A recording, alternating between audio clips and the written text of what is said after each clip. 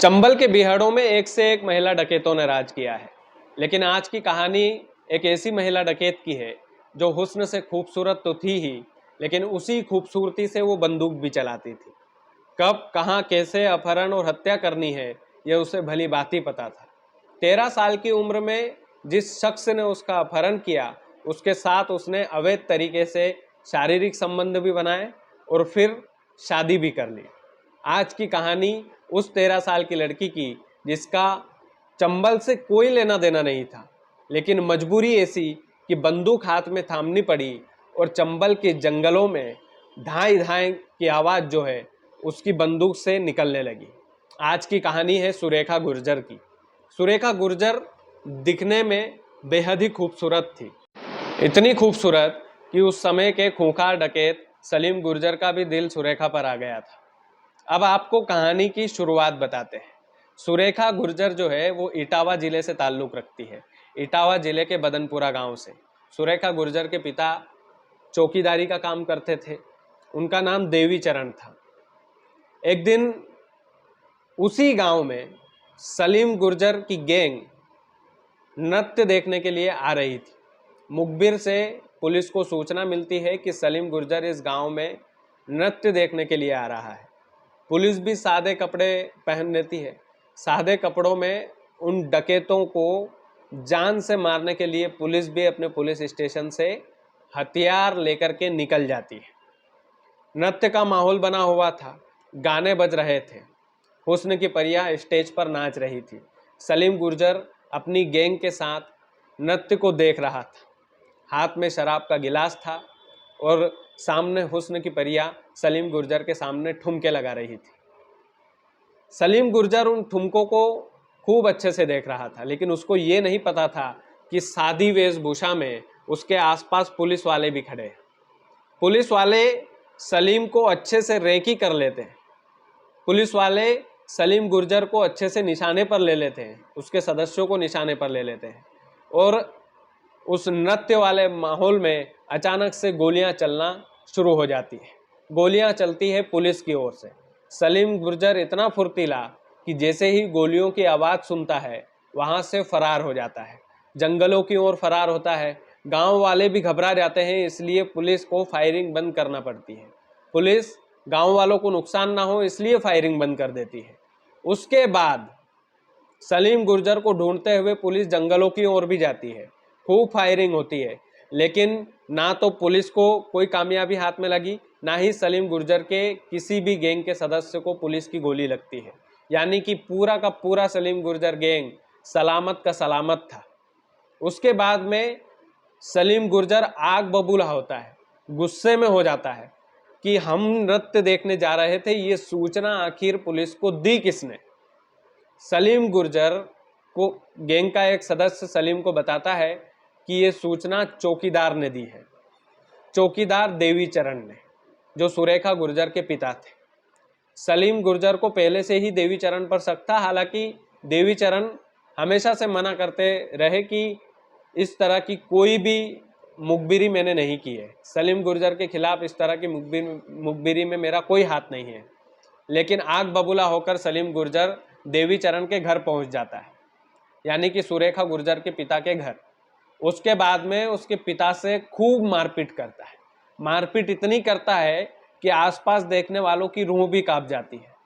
सुरेखा गुर्जर उस समय उसके पिता को बचाने के लिए घर से बाहर आती है। सुरेखा की उम्र उस समय महज 13 साल थी। अपने पिता को बचाने के लिए आती है। जैसे ही सुरेखा अपने पिता को बचाने के लिए आती है तो सलीम उसके पिता से मारपीट करना बंद कर देता है और फिर अपने साथ सुरेखा को उठा करके ले जाता है, यानी सुरेखा का अपहरण कर लेता है। चंबल के जंगलों में उसे ले जाता है, रोज प्रताड़ित करता।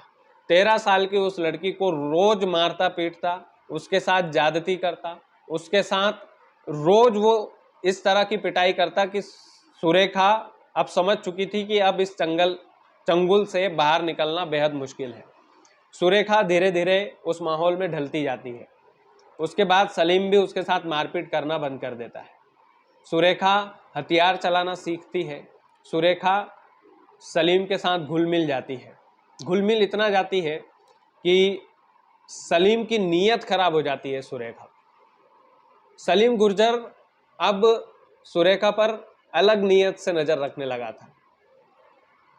एक दिन इटावा की ही बात है, जब इटावा में सलीम गुर्जर गैंग के सदस्य नीचे खाना बना रहे थे और ऊपर झोपड़ी में सुरेखा और सलीम दोनों बैठे हुए थे। सुरेखा और सलीम के बीच में शारीरिक संबंध उसी समय हुए थे। पहली बार जब इटावा में उसका गैंग खाना बना रहा होता है और ऊपर वो दोनों अकेले होते हैं, उसी समय पहली बार शारीरिक संबंध उन दोनों के बीच में बनते हैं। उसके बाद सलीम गुर्जर को पता लगता है कि मेरे गैंग के कई सदस्य सुरेखा पर गंदी नज़र रखते हैं, लेकिन वो उसके गैंग के सदस्यों को कुछ नहीं बोलता है। कुछ इसलिए नहीं बोलता है क्योंकि उसके गैंग में बहुत कम सदस्य थे। अगर वो सुरेखा के चक्कर में उनसे दुश्मनी मोल लेता तो शायद उसका गैंग जो है वो कमजोर पड़ जाता। इसलिए सलीम उनसे कुछ नहीं बोलता।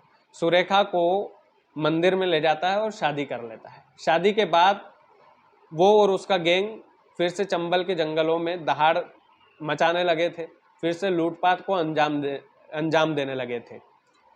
पूरी प्लानिंग करती थी सुरेखा गुर्जर पूरी प्लानिंग करती थी, किसको कैसे कहां पर किस तरह से उठाना है। इसका मास्टरमाइंड प्लान जो है वो सुरेखा गुर्जर ही करती है। सुरेखा जैसा जैसा बोलती, सलीम गुर्जर और उसकी गैंग वैसा वैसा करते। दिन बीतते हैं, साल बीत जाते हैं। सालों में कई हत्या, कई डकैती के मामले सुरेखा गुर्जर पर दर्ज हुए, सलीम गुर्जर पर भी दर्ज हुए।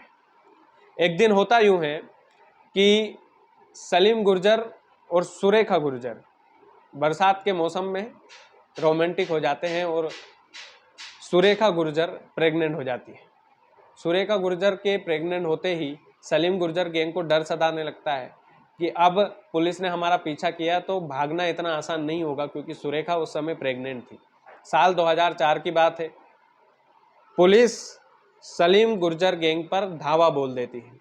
धावा बोलने के बाद सुरेखा गुर्जर वहां से भाग नहीं पाती है, क्योंकि वो प्रेग्नेंट हो जाती है, क्योंकि उस समय प्रेग्नेंट थी।